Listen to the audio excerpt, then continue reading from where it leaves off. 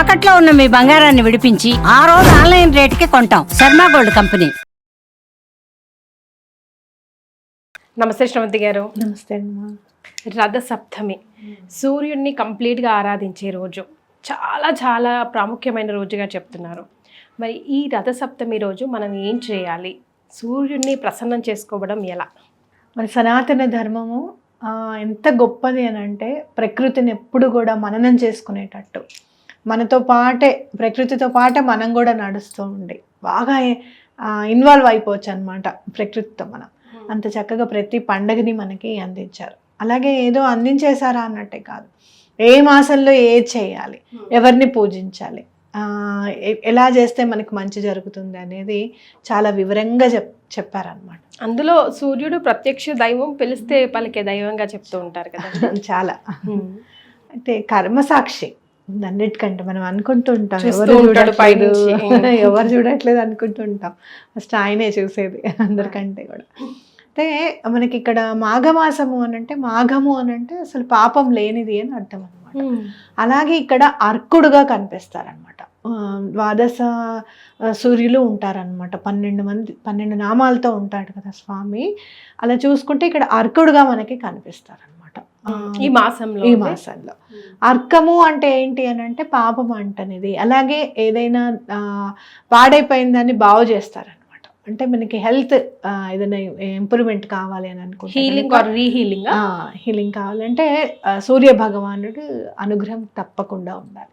మరి ఎట్లా మనం ఎలా ఆరాధించాలి స్వామిని? దైనందిన జీవితంలో మనం చాలా ఇప్పుడు ఫుల్ బిజీ కదా, టైం లేదు అనే మాట ఎప్పుడు అంటూనే ఉంటాం అనమాట. మరి ఇట్లా మనం ఏం చేయాలి అని అంటే సూర్య నమస్కారాలని అలవాటు చేసుకోవడం అనేది చాలా ఇంపార్టెంట్.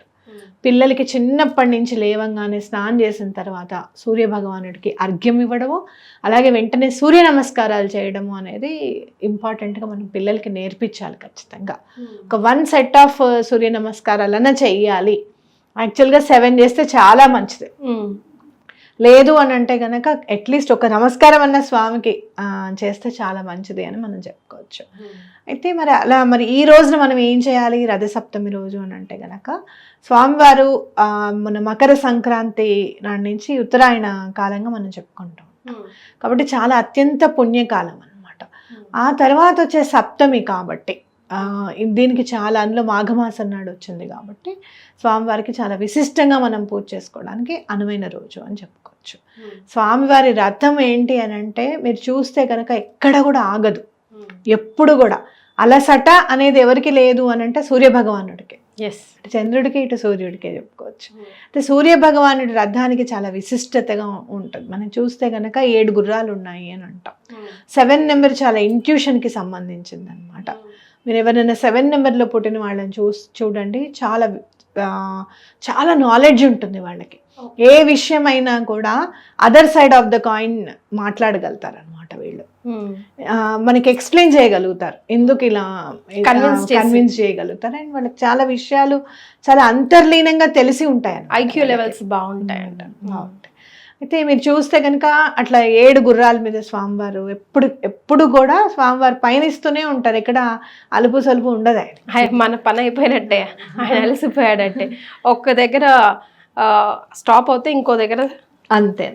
కాబట్టి అలా సెట్ అవుతారు. అంటే మనకి ఇప్పుడు రథాన్ని మనం చక్కగా ముందు అసలు పొద్దున్నే లేచి రథం ముగ్గేసుకోవాలి ఇంటి ముందు ఖచ్చితంగా. స్వామివారిని మనం ఆహ్వాన చేసినట్టు అనమాట.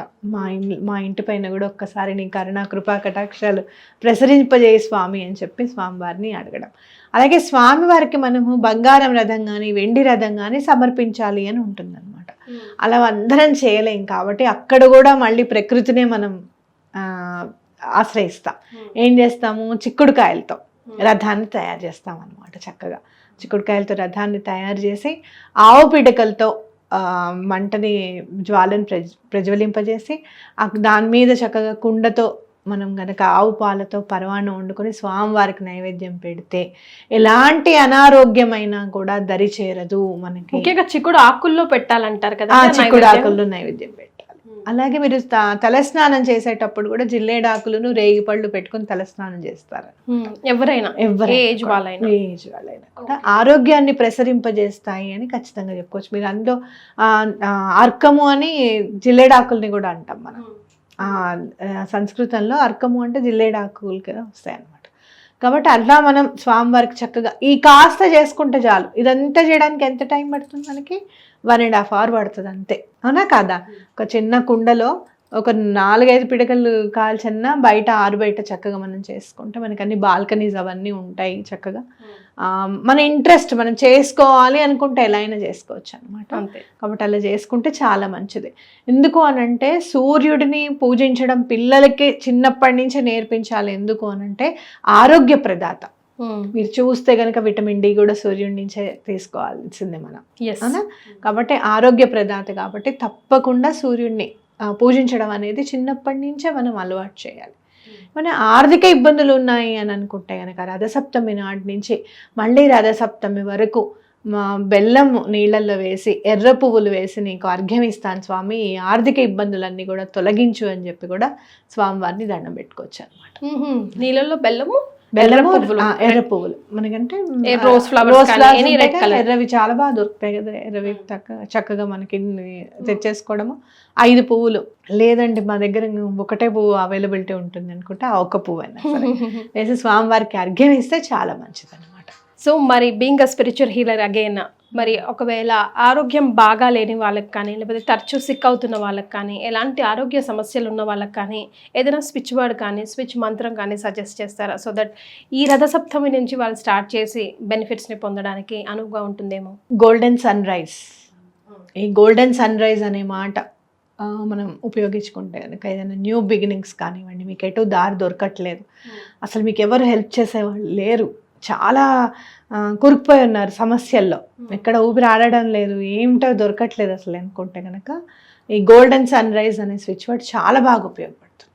జాబ్ కోసం వెతికితే గోల్డెన్ సన్ రైజ్ యూజ్ అవుతుంది. ఎక్కడన్నా ఆపర్చునిటీ కోసం యూజ్ చేయాలనుకున్నా కూడా గోల్డెన్ సన్ రైజ్ చాలా బాగా ఉపయోగపడుతుంది. సో ఎవరైనా ఎప్పుడైనా చేసుకోవచ్చు? ఎవరైనా ఎప్పుడైనా చేసుకోవచ్చు. ఓకే. సో 28 టైమ్స్ మనం స్విచ్ వర్డ్ ఎప్పుడైనా 28 times చదవాలి. పొద్దున మధ్యాహ్నం రాత్రి అని పెట్టుకుంటే స్విచ్ వర్డ్ మనకి బాగా సబ్ కాన్షియస్ మైండ్కి చేరుతుంది, మనకు తెలియకుండా ఇంకా మననం చేసేసుకుంటా ఉంటాం. Right. Thank you so much అండి. నమస్కారం. నమస్తే.